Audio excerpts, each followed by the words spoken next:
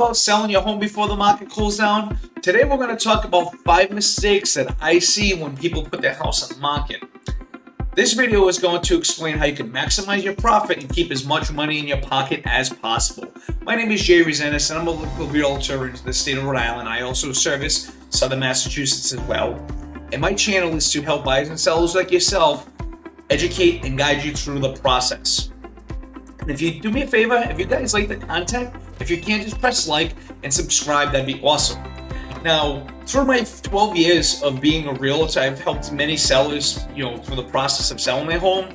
And one of the common things that I get all the time is, Jay, what repairs should I make prior to putting the house on the market? Now, repairs are one thing. Cosmetics, there are some things you're probably going to want to do, but as far as repairs, I would pump the brakes on that. Now, you might think I'm crazy and like, Jay, why wouldn't I fix everything? I have this laundry list of items that I know that I have to do, and I got a leaky faucet that's been going on now for about 10 months, and I know I have to get every little thing fixed and tweaked and ready for the marketplace.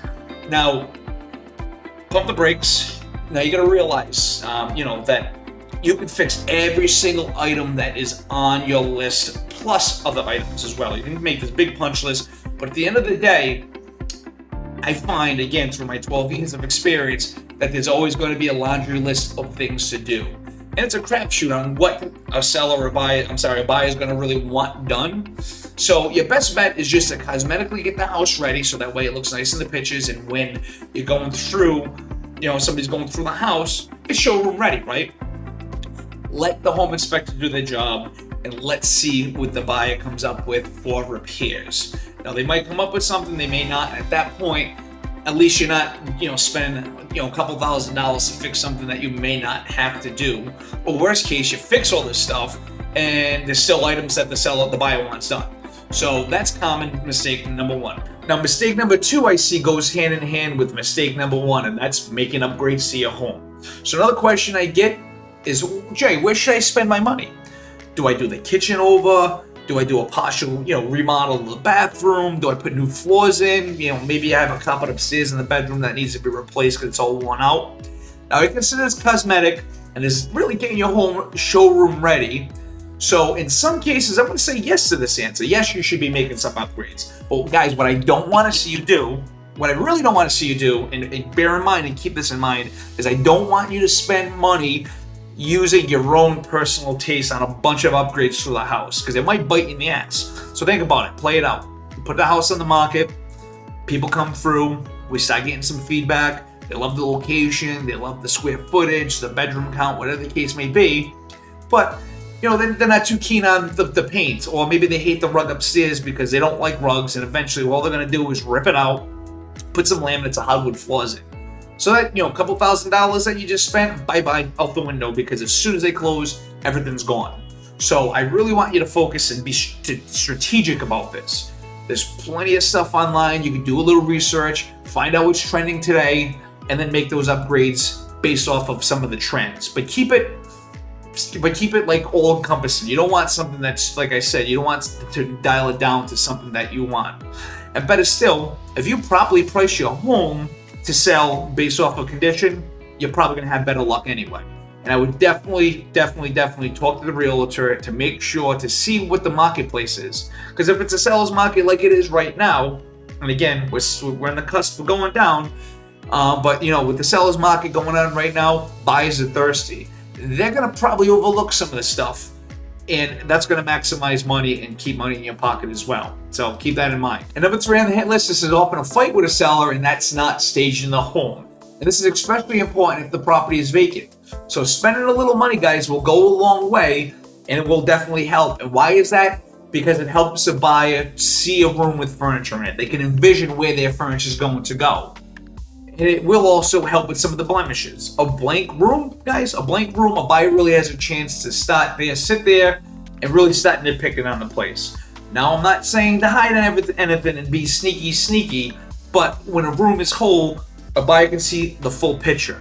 It's not a blank canvas where they're looking and staring at maybe a couple things in dents and the baseboard, or maybe a little blemish on the wall. So it really helps them to focus on the big picture and not stupid little stuff that is there. In many cases too, a buyer's not going to have the eye to see where their furniture is going to go. And this is especially the case if the room is a little smaller or maybe it's a little irregular shaped. So those two items, it definitely helps them see what's going on with the house. And they might like it, and they might pass on it because again, they don't have that vision. So staging your home is definitely going to maximize the space, and it will help you put more money in your pocket, I promise you. And number 4 is asking way too much money for your home. I understand it's a seller's market with high demand and low supply, but you still really want to price your home fair and reasonable based on other sales in the area. And why is that? Because if you're competitive in your neighborhood and there is not a lot of home inventory out there, the chances of your home being bid up at the start is a lot greater. Now, if you do overprice it and it sits over time, it's going to happen. Two things are going to occur. The buyer is going to think that A, there's something severely wrong with the property, or 2, it's overpriced. And they're going to know it's overpriced because they're actively looking. Remember, they're actively looking up, so they're physically seeing homes, and they know the values and they know what homes are going for, and they're matching it up to the price you're asking. So that could be the issue right there. And even though it's a seller's market, it's really important to really be competitive. And I understand your home might be unique or it might be in better shape than the other sales that just took place, but buyers will know in most cases that the home is nicer and it's competitively priced. So what's going to happen is they're going to have it in their head already that most likely it's going to go into a multiple offer situation, and the chances of you getting a higher price is a lot greater that way. So that's why you really want to price accordingly and be competitive and not overpriced, because when you overprice it, you're the one that's going to be the highest bidder, unfortunately, and you're going to keep your home. And at number 5, we have not being fair and reasonable in this market, which goes hand in hand with number 4 if you think about it. Even though it's a seller's market and you have all the leverage, it still makes sense to play nice with the buyer whose offer was accepted. In many cases, I see sellers, have the upper hand, so they don't have to negotiate. They don't need to work with the buyer. They don't need to give anything up for the buyer. And at the end of the day, they don't, right? But remember, time is money. Deals fall apart. Deals going back in the market could impact, how much you actually make. You might make less than the first offer that was actually accepted. So you got to realize that. And as time marches on, if the house sits, your taxes, your insurance, and your mortgage payments, your interest payments on your mortgage are going to start eating away at some of your profits. So just be receptive to working with them. That's all I'm saying. And remember, at the end of the day, too, you might be a buyer, and you can't forget karma, because karma can be a bitch sometimes. But at the end of the day, it makes sense really to work somewhat with the buyer, because it makes the transaction a little smoother. It also helps that you hire somebody, a professional real estate agent, to help you with this whole process. Not only are they going to negotiate, but they're going to take the stress away from the actual sale, and you might not even realize some of the negotiations they're doing, because there's going to be some final points that really, that's not is neither here nor there for you, but it's going to be taken care of for you on your behalf. And that's really what you're buying the agent, you're hiring an agent for.